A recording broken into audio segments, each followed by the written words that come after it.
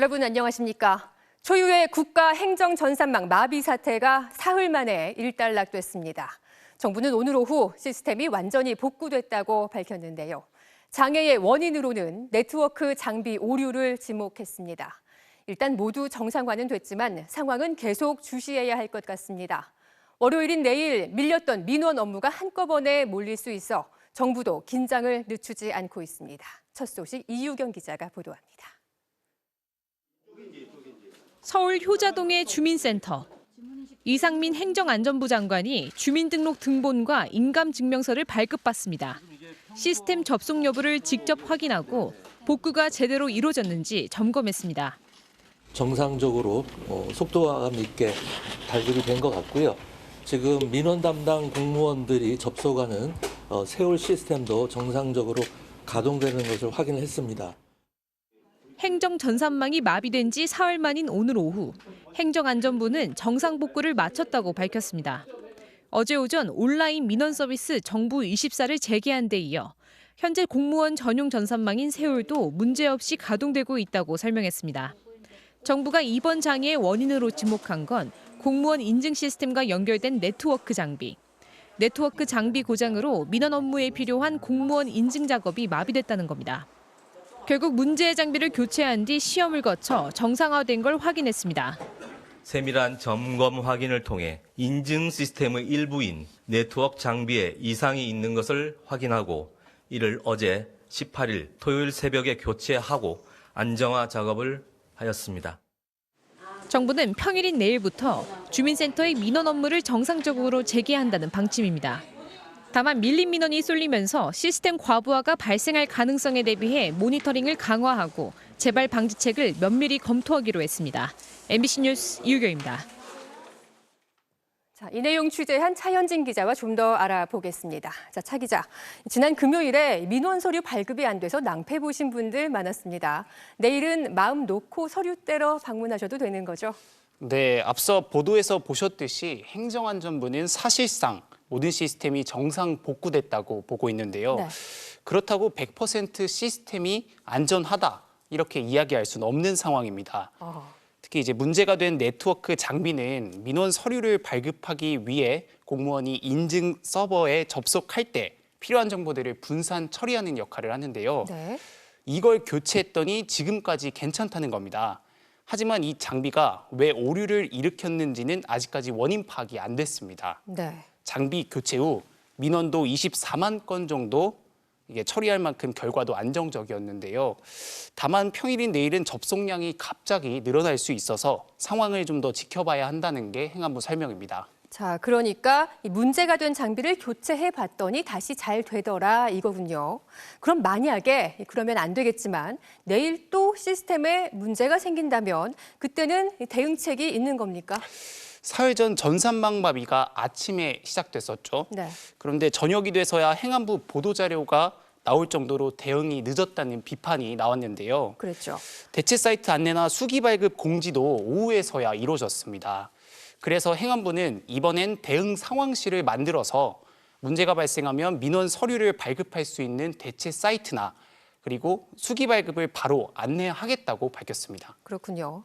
자, 이번 전산망 마비 때문에 이 재산상의 피해를 입으신 분들도 꽤 계실 겁니다. 배상을 받을 수 있는 방법이 있을까요? 일단 정부 차원에서 배상 문제를 아직 거론한 적은 없습니다. 그렇다면 소송인데 이것도 사실상 어렵다는 게 법조계 시각입니다. 그렇군요. 민원 서류를 못 받아서 이제 입은 피해나 정부 과실 때문이라는 이 인과관계를 입증하는 게 쉽지 않기 때문인데요. 네. 지난해 10월 카카오 데이터 센터 화재 때도 카카오 택시와 카카오페이 등 카카오가 운영하는 여러 서비스가 중단된 적이 있었죠. 일부 이용자들이 정신적, 물질적 피해를 배상하라며 낸 소송에서 증거가 부족하다며 1심 법원이 기각한 바 있습니다. 그렇군요. 차 기자 잘 들었습니다. 이번 사태로 많은 국민이 불편을 겪은 데 대해 국민의힘은 집권 여당으로서 송구하다며 사과했습니다. 더불어민주당은 이번 정부 들어 습관성 행정 먹통이 발생하고 있다며 비판했습니다. 김민형 기자의 보도입니다.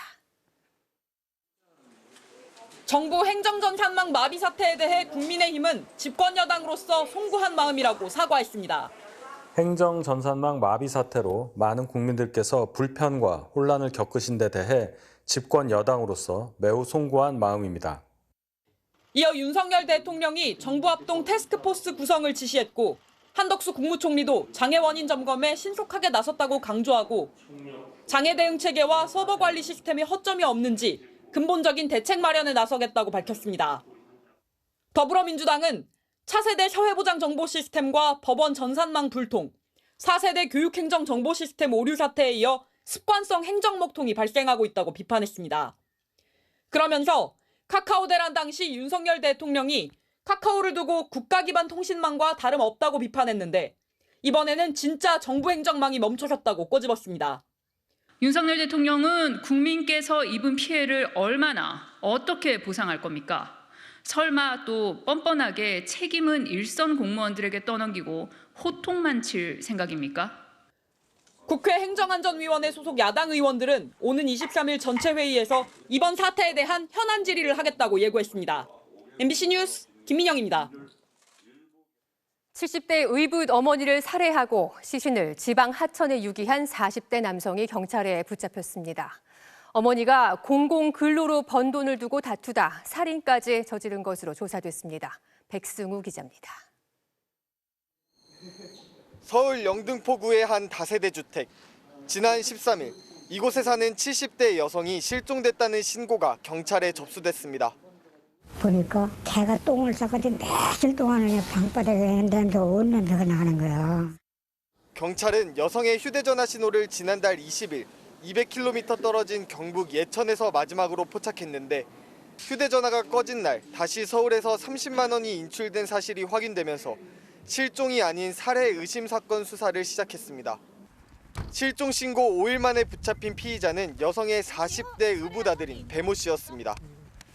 어머니가 공공근로로 번 돈을 두고 다투다 살해한 겁니다. 갑자기 화가 나서 돈이라고. 배 씨는 어머니로부터 훔친 돈 일부를 자신의 밀린 고시원 월세를 갚는 데 쓴 것으로 알려졌습니다. 이곳에서 범행한 지 이틀 뒤 새벽 배 씨는 시신을 차에 싣고 경북 예천으로 내려간 걸로 파악됐습니다. 자신의 친아버지 고향인 예천에 휴대전화를 버린 뒤 시신을 유기해 실종처럼 꾸미려 했다는 게 경찰의 판단입니다. 법원은 도망칠 염려가 있다며 배 씨에 대해 구속영장을 발부했습니다. 지하철역 의자에 술에 취해 잠들어 있는 사람에게 한 남성이 다가갑니다. 무언가 뒤적이는 듯 하더니 이내 자리를 떠납니다. 술에 취한 사람들을 상대로 휴대전화를 훔친 겁니다. 휴대전화 절도로 이미 9번이나 검거됐던 남성은 이번에도 지난 7월 출소한 뒤 2달 만에 범죄를 저지른 것으로 드러났습니다. 오늘 새벽 4시쯤 서울 마포구 서교동의 한 액세서리 가게에 외국인 남성이 침입해 현금 60여만 원을 훔쳐 달아났습니다. 남성은 가게 유리문을 부순 뒤 매장 안에서 1시간 동안 머물며 음식을 먹는 등 난동을 피운 뒤 사라졌습니다. MBC 뉴스 백승우입니다. 이번에는 이스라엘과 하마스 전쟁 상황 알아보겠습니다. 이스라엘군이 가자지구 북부에서 시가전을 더 확대했다고 밝혔습니다. 가자지구 어린이 사망자 수는 5천 명을 넘어섰습니다. 이런 가운데 조만간 이스라엘과 하마스가 교전을 닷새간 멈추는 대신 인질을 일부 석방하는 조건부 합의를 할 수 있다는 보도가 나왔습니다. 먼저 장인수 기자입니다. 이스라엘군은 오늘 가자지구 북부에서 하마스 소탕을 위한 시가전을 확대했다고 밝혔습니다. 이스라엘군은 소셜미디어를 통해 밤사이 전투기를 동원해 하마스 목표물 다수를 타격했다고 밝혔습니다. 이스라엘이 집중적으로 공습한 지역은 자발리아 등 가자시티 한복판입니다. 전쟁이 장기화되면서 민간인 피해도 늘어나고 있습니다. 가자지구 당국은 개전 이래 팔레스타인 사망자가 어린이 5천여 명을 포함해 모두 12,300명이라고 밝혔습니다. 작년 한 해 동안 우크라이나를 비롯해 20여 개국의 주요 분쟁 지역에서 사망한 어린이는 모두 2,985명입니다. 지난 6주간 가자 지구에서 숨진 어린이가 훨씬 많은 겁니다. 한편 조 바이든 미국 대통령은 이스라엘과 팔레스타인 두 국가가 각자 자기 지역을 통치해야 한다는 두 국가 해법을 강조했습니다. 바이든 대통령은 현지 시간 18일 워싱턴 포스트 기고문에서 가자와 서한 지구는 하나의 통치 구조하에 재통합돼야 하며 그건 궁극적으로 팔레스타인 자치정부가 다시 힘을 찾은 뒤에 맞도록 해야 한다고 말했습니다. 가자 지구의 치안을 자신들이 맡겠다는 이스라엘의 주장에 대한 반대 입장을 분명히 한 겁니다. 이런 가운데 워싱턴 포스트는 오늘 이스라엘과 하마스가 교전을 일시 중지하고 인질 수십 명을 석방하는 합의에 근접했다고 보도했습니다. MBC 뉴스 장희수입니다. 이스라엘과 하마스 측이 일시적으로 교전을 중지하는 대신 일부 인질을 석방하는 이 합의안의 내용이 전해지고 있는데요. 양측은 아직 부인하고 있지만 합의가 임박했다는 분석이 나오고 있습니다. 취재기자 연결해서 좀 더 자세히 들어보겠습니다. 자, 손영 특파원, 이 합의안의 내용과 그 의미 먼저 짚어볼까요? 네, 양측이 5일간 교전을 중지하고 하루에 50여 명씩 인질을 석방한다는 내용입니다. 또 실제로 교전이 중단됐는지 상공에서 감시도 하기로 했습니다. 교전이 중지되는 동안 인도적 목적의 구호품이 가자지구로 들어갈 수 있도록 하는 목적도 있습니다. 협상 내용이 비교적 구체적으로 공개된 겁니다. 이 같은 협상안은 미국과 이스라엘 그리고 하마스 측이 카타르 도하에서 몇 주간의 합의를 통해 마련된 내용이라고 미국 워싱턴 포스트가 보도했습니다. 실제 중재 역할을 해온 카타르 총리가 협상 타결의 걸림돌은 인질 인계 방식 등 실무적인 문제에 불과하다면서 협상 타결에 대한 자신감이 커졌다고 말하기도 했습니다. 하지만 미국과 이스라엘 측은 모두 보도 내용을 부인했습니다. 아직 합의에 이르지는 못했다는 겁니다. 특히 이스라엘 측이 궁극적으로 중재안을 받아들이기 어려운 조건이라는 분석이 높습니다. 전후 팔레스타인을 관리하는 방법에 대해 미국과 의견이 크게 엇갈리고 있기 때문입니다. 이스라엘 네타냐후 총리는 팔레스타인 자치정부가 전쟁 후 가자지구를 넘겨받을 능력이 없다면서 사실상 미국의 두 국가 해법에 대해 선을 그었습니다. 오히려 치솟는 전쟁 비용 때문이라도 속도를 낼 수밖에 없는 상황입니다. 실제로 네타냐후 총리는 하마스가 괴멸될 때까지 계속 싸우겠다면서 오히려 오늘 가자지구에 대한 공격을 강화했습니다. 아직은 지켜봐야겠군요. 국제사회에서는 교전 일시 중지가 아닌 휴전을 해야 한다는 압박이 만만치 않은데요. 이번 주말 유럽 전역에서 반전 시위가 일어났죠. 네, 유럽 곳곳에서 휴전을 촉구하는 시위가 잇따르고 있습니다. 이곳 프랑스에서도 주말 사이 파리뿐 아니라 80개가 넘는 도시에서 휴전을 요구하는 시민들이 모였습니다. 영국과 스페인, 독일 등에서도 이스라엘군의 가자지구 공격에 항의하는 목소리가 이어졌는데요. 이스라엘 내부에서도 마찬가지였습니다. 어제 가자지구에 억류된 인질 240명의 가족들과 지지자들 수천 명이 예루살렘으로 모여서 인질 석방을 위해 더 많은 조치를 취해달라고 정부에 요구했습니다. 평화를 바라는 국제사회의 압박이 이스라엘과 하마스 간의 협상에 어떤 영향을 미칠지는 조금 더 지켜봐야 할 것 같습니다. 지금까지 파리에서 MBC 뉴스 손령입니다. 이미 입주 예정일이 지났는데 여전히 공사 중인 아파트가 있습니다. 갈 곳이 없어진 입주 예정자들은 월세 등을 전전하고 있지만 별다른 대책이 없어 분통을 터뜨리고 있는데요. 어떻게 된 일인지 이지현 기자가 취재했습니다. 지난달 입주 예정이던 2,450세대 규모의 아파트 단지. 그런데 여전히 공사가 한창입니다. 공사 현장 주변으로는 가림막이 길게 둘러쳐 있고 공사 장비도 분주히 움직입니다. 건물 골조 공사는 아직도 진행 중입니다. 결국 갈 곳을 잃은 입주 예정자들은 가까운 가족이나 월세방을 전전하고 있습니다. 이 돈 모아서 좋은 새 아파트 들어오려고 지금 이제 부푼 마음을 가지고 있는데 지금 계속 입주 지연되고 뭐 말도 없고 이러니까 너무 속상하고. 참다 못한 입주 예정자들이 단체 행동에 나섰습니다. 즉시 대책을 마련하라. 시공사 측은 대외적인 요인이 겹쳐 어쩔 수 없었다는 입장입니다. 실제로 인건비와 자재값 상승 등으로 공사가 지연된 아파트가 속출하고 있습니다. 서울과 경기, 충남, 경북 등 전국 각지에서 입주 연기가 잇따르고 있지만 대책이 마땅치 않습니다. 타인 간의 계약 관계가 되거든요. 행정적인 처리에 있어서는 강행을 할 수 있는 사항은 아니기 때문에. 문제는 입주 예정자들에 대한 별다른 지원 대책도 없다는 겁니다. 시공사가 입주 예정일을 지키지 못하면 지체 보상금을 지급해야 하지만 언제를 기준으로 해야 할지, 지체 보상금을 받을 수 있는 사유는 맞는지 규정이 애매하기 때문입니다. 정부가 좀 이거를 제도적으로 뒷받침할 수 있는 정비가 필요하고 단가가 올라가면서 수익이 떨어지는 것에 대해서는 특별하게 그 피해부 대출을 늘려서 이런 상황에서 입주 예정자들은 난림 공사까지 걱정하고 있습니다. 아파트 건물 공사도 아직 마치지 못했는데 시공사가 5개월 뒤부터 우선 입주하라고 안내하고 있기 때문입니다. 실공사도 있고요. 공사 중에 입주민들이 와서 생활을 한다는 거는 안전상 문제도 따르고. 시공사 측은 내년 6월까지는 입주가 모두 마무리될 수 있도록 최선을 다하겠다고 밝혔지만 입주 예정자들은 과연 제대로 된 집에 입주할 수 있을지 여전히 불안합니다. MBC 뉴스 이지연입니다. 전보를 기억하시나요? 전화가 귀하던 시절 급한 소식을 전할 땐 편지 대신 전보를 치곤 했죠. 승진을 축하할 땐 축승진, 쾌유를 바랄 때는 기쾌유. 정해진 글자 수를 넘기면 돈을 더 내야 했기 때문에 최대한 말을 줄이는 게 관건이었습니다. 이런 전보가 이제는 역사로 남게 됐습니다. 138년 만에 전보 서비스가 막을 내리게 됐는데요. 양소연 기자가 전해드립니다. 1990년 해화 전신 전화국. 전국 각지에서 접수된 전보를 받아치는 직원의 손길이 분주합니다. 이거는 전국에서 들어오는 수십만 하는 데고. 승진을 축하하는 마음, 위로의 말이나 기쁜 결혼 소식이 서둘러 전해지길 바라며 붙였던 전보. 138년 역정을 끝으로 막을 내립니다.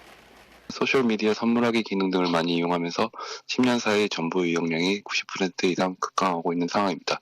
그래서 해당 서비스를 종료하게 됐습니다.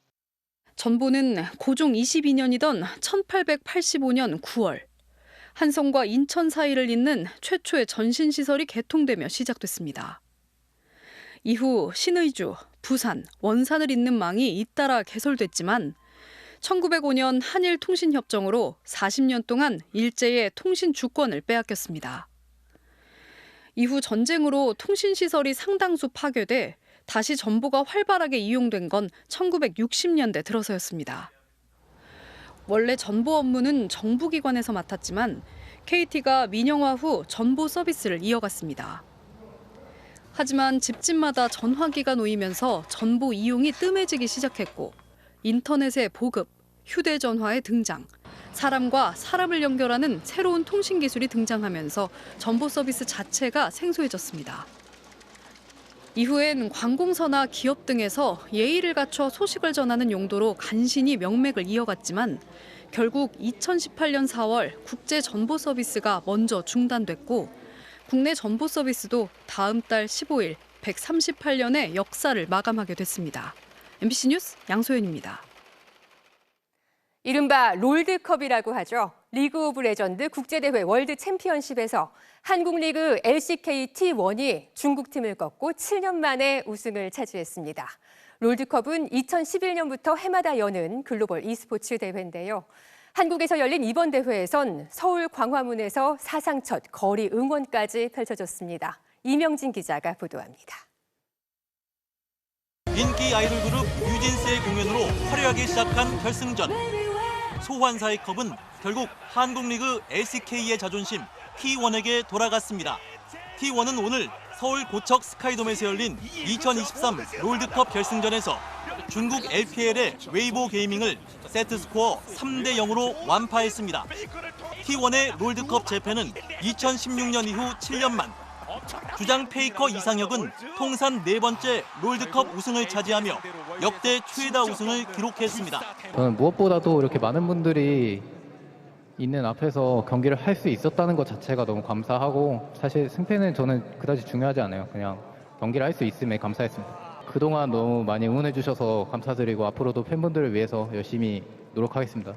5년 만에 한국에서 개최된 롤드컵 결승전에는 전 세계에서 팬들이 몰렸고 LCK 유튜브 채널의 경기 생중계는 동시 시청자가 140만 명을 돌파했습니다. I came from Brazil, pretty far from here to see the finals today, and we are trying to be Faker, fourth-time world champion. 서울 광화문에도 사상 처음으로 e스포츠 거리 응원이 열려 15,000명의 인파가 모이는 등 뜨거운 열기를 자랑했습니다. MBC 뉴스 이명진입니다. 길어지는 경기 불황에 물가마저 크게 올라서 서민들 살기 참 팍팍한 요즘인데요.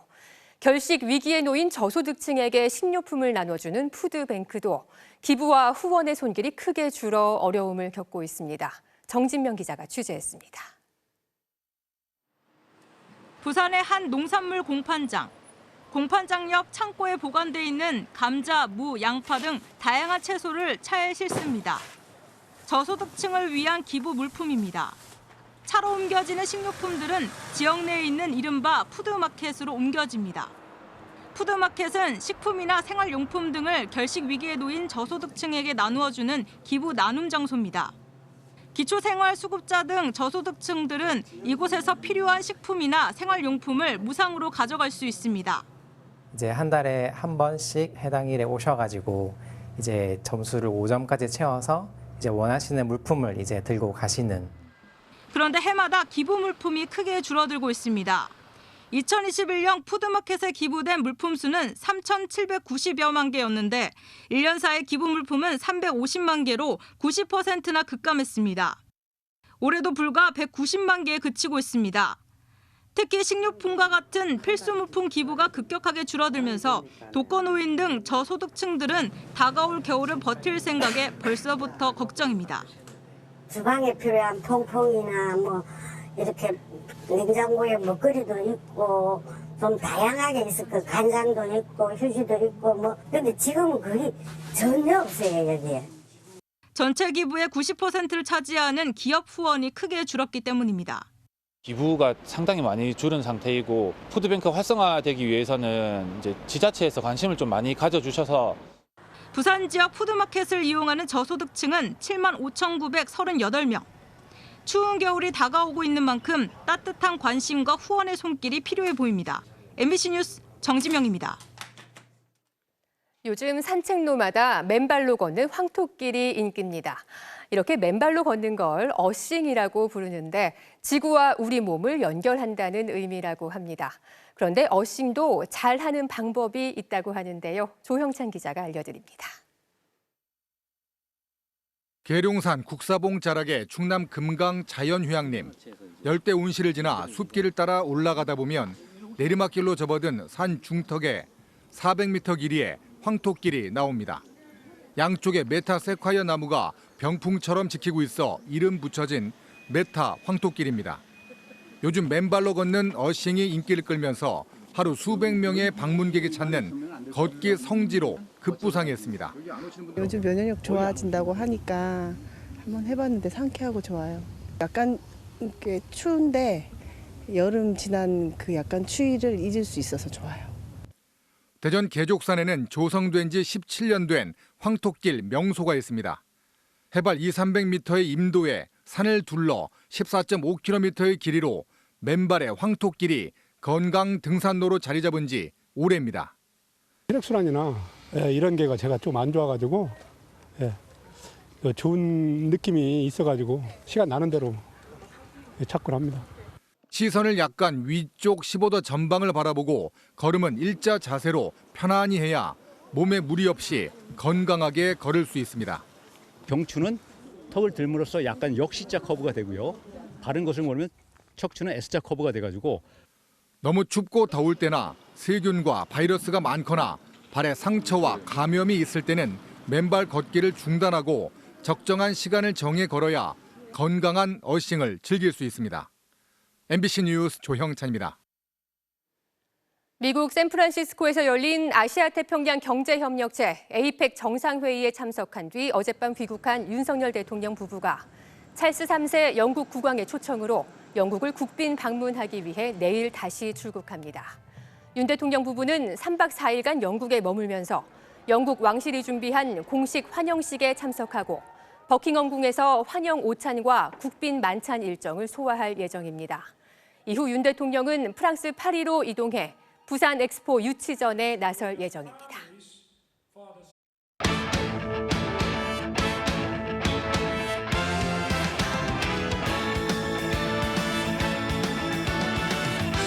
일요일 밤 스포츠 뉴스입니다. 축구대표팀이 중국과의 월드컵 예선을 위해 오늘 현지에 도착했는데요. 우리 교민들뿐만 아니라 중국 팬들까지 대표팀을 향한 환영 열기가 뜨거웠다고 합니다. 중국 선전에서 손장훈 기자입니다. 이른 아침부터 공항에 나온 팬들의 응원 속에 대표팀은 중국 원정길에 나섰습니다. 현지에서는 더 뜨거운 환영을 받았습니다. 우리 교민뿐만 아니라 중국 팬들까지 공항은 북새통을 이뤘습니다. 송희민과 이강인 등 스타급 선수들은 물론 클린스만 감독에게까지 사인 요청이 쇄도했습니다. 2시간 전부터 나와 있었고 해외에서 어렵게 국가대표팀이 오셔가지고 환영하는 일환으로 가족들이 다 같이 나왔습니다. 主要是因为球技很好。Sunny fighting. 중국에 처음 와보는데요. 중국까지 이렇게 많은 사랑을 해주시고 계시다니 또 이렇게 너무 놀랐던 것 같아요. 네. 선수들은 도착 첫날 야외 훈련 대신 숙소에서 가벼운 달리기와 웨이트 트레이닝을 하면서 컨디션 회복에 집중했습니다. 싱가포르전에서 상대 거친 플레이에 한동안 쓰러져 부상이 우려됐던 손흥민은 물론 풀타임 소화로 체력적인 부담이 우려됐던 이강인과 김민재도 정상 훈련을 소화했습니다. 클린스만 감독도 주전들의 몸 상태에 전혀 이상이 없다면서 중국 상대 총력전을 예고했습니다. Sonny is fit, no problem. Kang Yin also took a button hit, is fit, fine. This is part of World Cup qualifying. World Cup qualifying is rough. World Cup qualifying is nasty, and you get hurt. 6년 만에 까다로운 중국 원정입니다. 대표팀은 내일 공식 훈련을 갖고 본격적으로 실전 감각을 끌어올릴 계획입니다. 선전에서 MBC 뉴스 손장훈입니다.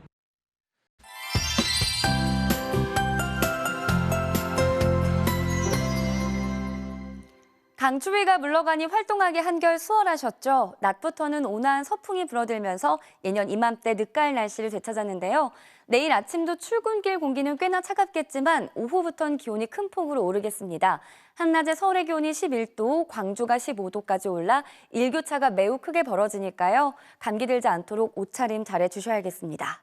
또 지금 수도권을 비롯한 서쪽 지방을 중심으로 공기가 다소 탁한 편인데요. 유입된 먼지는 밤사이 차츰 옅어지겠고요. 내일은 전국 내륙의 농도가 보통 수준을 보이겠습니다.